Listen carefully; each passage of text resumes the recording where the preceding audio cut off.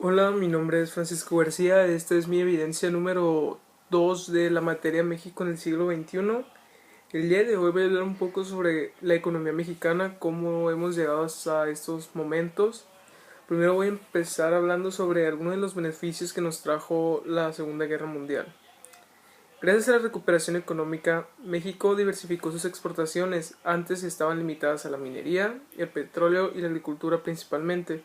Las exportaciones mexicanas pasaron de ser mínimas en 1939 a un 25% en 1945, cuando destacaron las exportaciones de productos como alimentos, bebidas y tabacos industrializados. El mercado interno mexicano creció cuando en México se fabricaron productos necesarios que a consecuencia de la guerra no se estaban fabricando en el extranjero o cuya importación era muy cara. Fueron años de prosperidad inaudita entre 1939 y 1945 y el Producto Interno creció en un 10%. En 1939 se dirigía a Europa un tercio de las exportaciones mexicanas y a Estados Unidos le correspondía el 60% del total de ellas. Para 1945 solo se vendía un 2% a Europa y más del 90% a Estados Unidos. El resto se dirigía a Latinoamérica.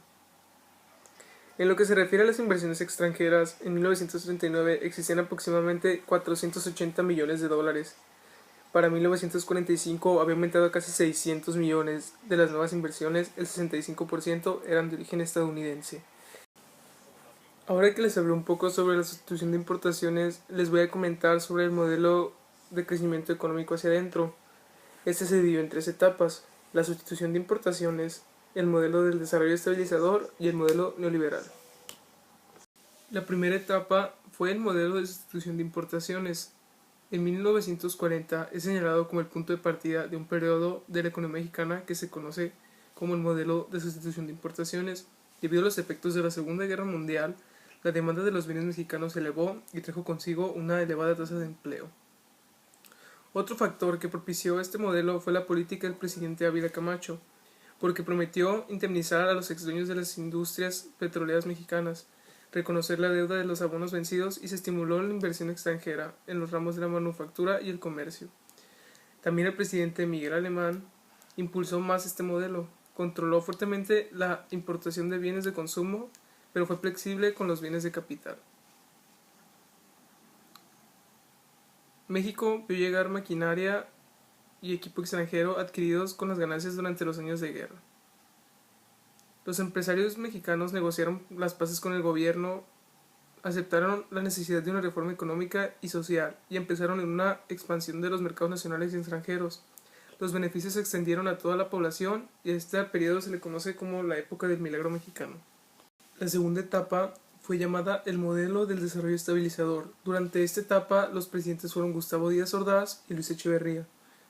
Se proyectó modernizar la industria, aumentar la productividad y lograr la competitividad internacional incorporando la tecnología moderna. Luis Echeverría buscó reordenar el régimen mixto constitucional a través de la inversión pública como la fuerza clave para dirigir el crecimiento.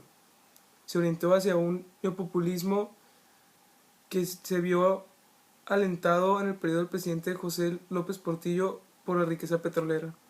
La exportación petrolera le otorgaría una autodeterminación financiera a México. Con la rectoría del Estado, para el año 2000 México sería otro, porque se desarrollarían las áreas estratégicas, el acero, la química. La tercera etapa es el modelo neoliberal. Este modelo se detecta desde 1982 hasta el presidente Zedillo. Este pretende la reducción del gasto público, el combate a la inflación, la estabilidad financiera y el fortalecimiento del ahorro interno.